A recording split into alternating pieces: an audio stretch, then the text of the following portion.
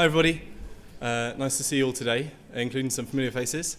All right, so we've got just under 20 minutes. What I want to talk about today is inspiration. Where do we get inspiration from to make games? And the core of the presentation, if anybody wants to nip out early, just stay for 30 more seconds.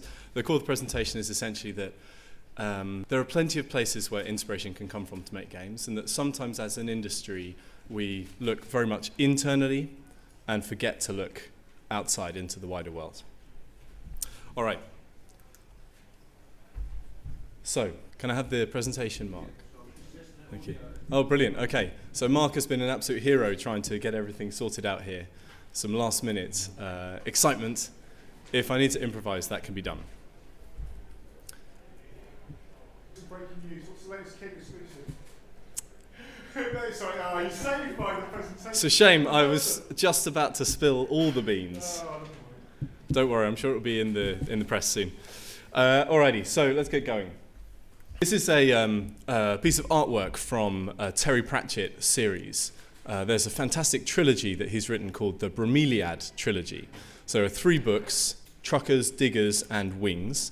And the series follows a sort of community of gnomes. They start out living in the floorboards in a department store, and they come out and they start to learn all about the world around them. It's written from their point of view. Now, the title, the Bromeliad trilogy, I was curious where that comes from, so I looked it up.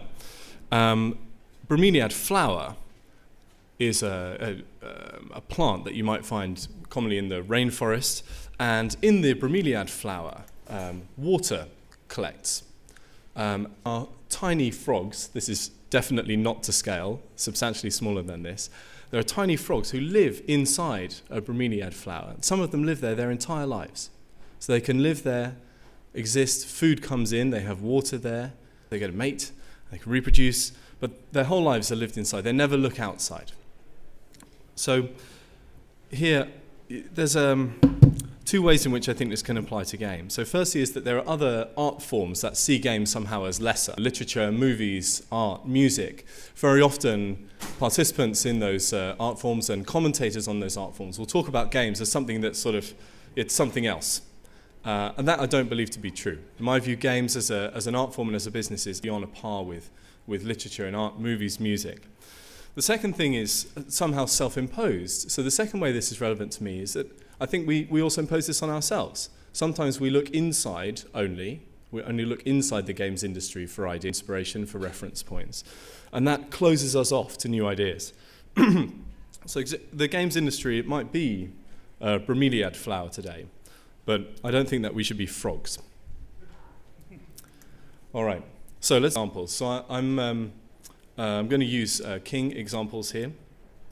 And when we hop out of the Bromeliad flower, when we look outside of the games industry, it really makes a difference where we land. So this is the windscreen from a game called Farm Hero Sun, the games that we make in London. And actually, I've got 2 pictures here, but really this runs together. There's animation, so really you're seeing sort of one view. Now, we're compressing multiple things into a single place here. You win the game and then you see this. You win a level, you see this. And the reference point that we're using there, it's pretty standard, like it's every UX textbook ever written, probably. A bit like Amazon. If you're using the Amazon mobile app, this is really living this UX pattern. 1, minimize frictions. That's the idea, try to maximize the outcomes. And that's how a lot of games are made, including the way that we sometimes make our games. You try to minimize the number of interactions that you need and the number of things that happen. Now, if we could see this in a way. So let's imagine for a second, we're in the middle of the Rio Carnival. It's very easy to imagine in this room, I think. If you look around yourselves, it's like I'm there. If we design this flow, instead of when reading our UX textbook, if we would be sitting dressed up with feathers in the middle of the Rio Carnival, we would probably take a different approach. Maybe we'd make every single celebratory element stand out. So there'd be a celebration. Here's your score. Here are your stars. Here's this feature. These would all be separate, wonderful moments of experience. So these reference points matter, right? That's what I'm trying to get across here. The reference points matter because they affect what we do. Today, as an industry, we often use internal reference points, and I think that limits our creative problem solving.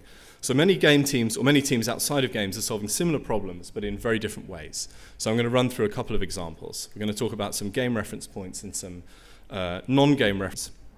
So I'm going to look at these three areas, a clear good versus bad, meditation, and quality. Now, for context, so where I'm, of course, one's personal experience affects very much how topics. So my personal experience, I've just passed 6 years at King. I helped to launch Farm Hero Saga Mobile. I spent 2 years in Stockholm running Candy Crush Saga, and now I'm back in London running the London studio. So take it as subjective, of course. My views, of course, based on my experiences. Your mileage may vary. So let's start with a clear good versus bad. What does that mean?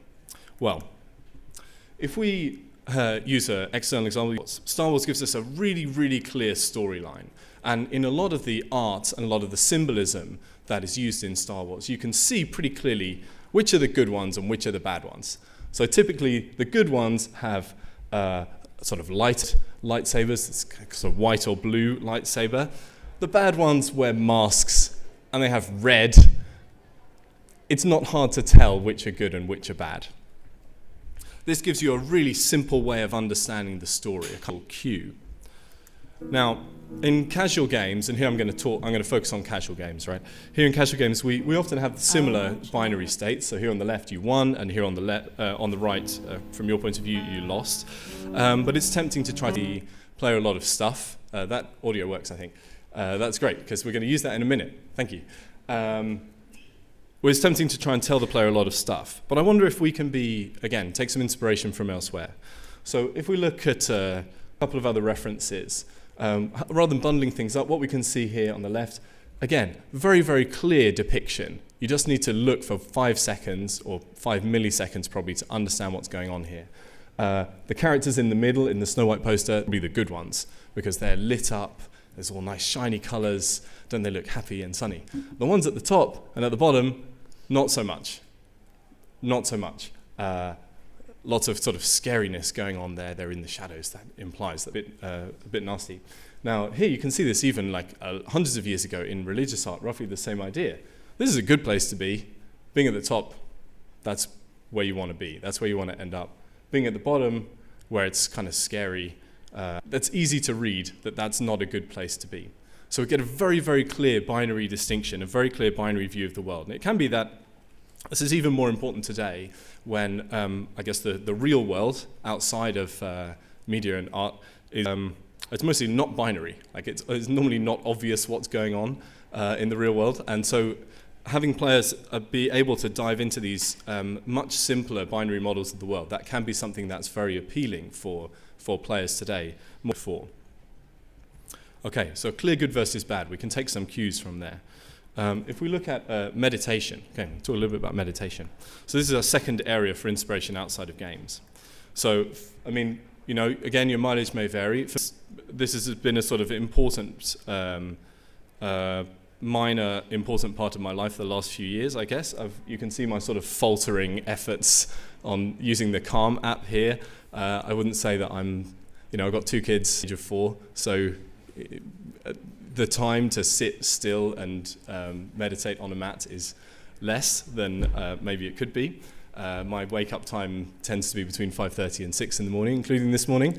But I don't get on there. That's a human alarm that screams in my face. So let's just say this is easier for some. Now, but Calm, now this was an interesting one for me. This was the app of the year for Apple in 2017. A wave of interest, very good product. And to the extent that I have used it, I find it does make a difference to me. I find myself feeling a bit calmer. I come and stand on stage in front of all of you, and I feel like, okay, this is cool. Now, why is this important for games? What we found is that when we're talking to players, if we use Candy as an example, there's a very, very wide range of people playing casual games, and probably playing most of your games as well. And some people don't really think about winning and losing in the way that we as designers or product designers do. They don't really think about the mechanics or the features. They don't really think about the boosters or the social elements or anything else. To them, it's just a color matching puzzle. And it's fun, and it's relaxing, and it's somehow amazing maybe. It takes you a little bit, again, out of the real world, and it gives you a different place to spend some time. Now, this, like the closest analogy I can think of is this, an adult coloring book. I was shocked when I searched, I wonder how many adult kits I'm going to get on Amazon. Over 50,000, that's the answer.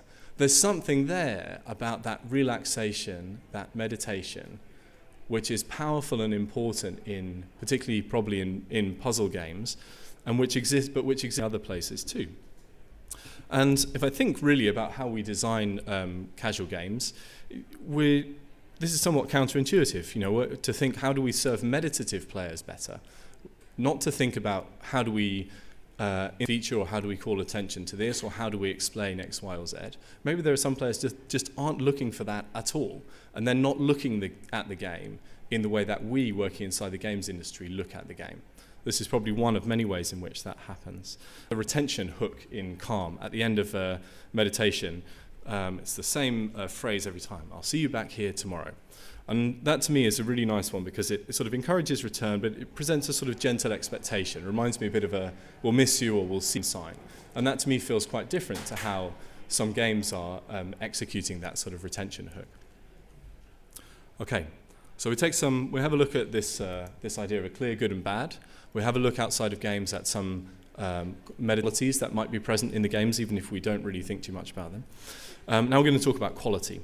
So this is the third and final area for inspiration outside of games that I wanted to cover today. So, talking about quality, that's hard. I've spent many hours, particularly in the Candy team, we talked a lot about this topic. What does quality mean? We all felt that we were talking about the same thing intuitively, but often from different angles, different perspectives. So, this is really King, like many other games developers, we pride ourselves on quality. We're trying to make things that we believe are genuinely very good products. So having that understanding is really critical. So for me, it's hard to explain that only using games references. I wanted to stretch a bit outside. The best explanation that I've come across is from this book on the left, Zen and the Art of Motorcycle Maintenance. There's a line in there, and it's a bloody long book. It took me several attempts to finish that bad boy, but I finally did it at the end of last year. And I was rewarded with this one line: quality is texture. Quality is texture.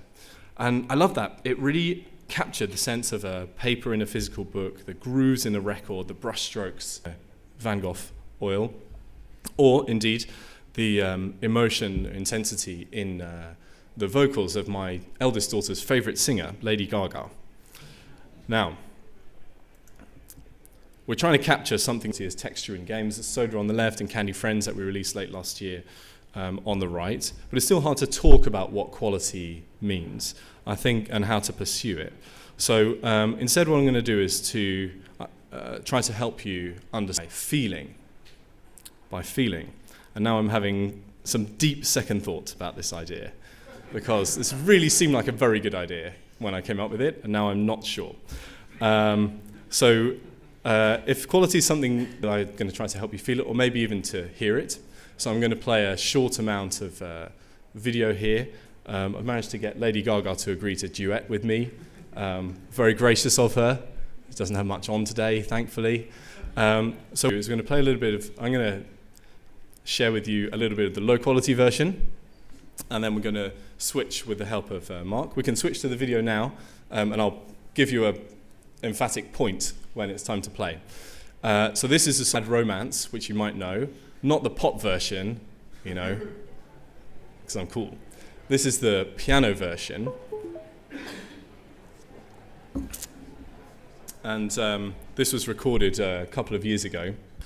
I found this in the Netflix documentary. Those of you who've seen it, I think, would be, those who haven't seen it, would be well worth watching. Now, oh, what is this? Oh, wait, we're not ready yet. Okay, let's go back to that 2 minutes. So, are you ready for the comparison? I'm going to feel some quality, starting with a low quality version and moving to a high quality version. If we can get the video up, that's great, but if not, it's fine, don't worry. Everybody here has ears and you can hear. Okay. So, no pressure. You ready? Okay. And I will point to you when I'm ready. I want your ugly, I want your disease. I want your everything as long as it's free. I want your love, love, love, love. I want your love. This is the real version. Your love and I want your revenge. I want your love. I wanna be friends. Je veux ton amour et je veux ta revanche. Je veux ton amour. I don't wanna be friends. I wanna be friends. I don't wanna be friends. Want your bedroom bites. Want your romance. I want your love. Okay. Thank you. Yeah. She's just had a bit more practice.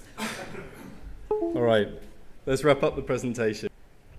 Okay, well, hopefully you got the understanding there. I don't really know still how to describe quality, but hopefully the comparison is extremely obvious. Yeah.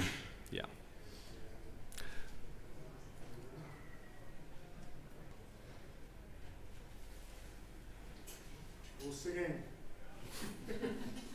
She's cheating with the piano and everything. I mean, that's really unreasonable. Okay, I tell you what, we can wrap this up one way or the other.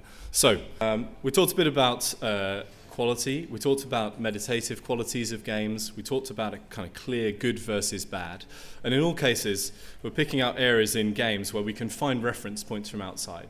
So we had the examples from, So we had the examples from Snow White, movies, literature, art, other products outside of games. And what we can see there is there are many bridges between games and other areas of creative life. Here I'm trying to show you the connections and trying to put games on the same page as those other forms of art. That's important both for those outside this room who I think in some cases appreciate what we do here with games, and also for us inside the room to remember. Now, last point. When we're looking outside of games, it's not just for fresh inspiration. It's because games are part of the society of fabric and pop culture. So games as a niche, when we in the games industry see them as a niche, we see them as special or different or other somehow. That affects our problem solving, hiring, marketing. It reduces our ambition as well. One of the things I've really benefited from or been very fortunate to be part of at King is work which are part of pop culture. That's something that feels very special. And so the message I'm trying to get across here is this. We should see our games in the same way as our players. In the same way as our players. Part of the rich and complex fabric of data. And in my view, we can draw a lot of strength and inspiration from the wonder and beauty in the world around us to inform and improve the games that we make every day. That's it. Thanks very much. Applause for Mark at the back as well.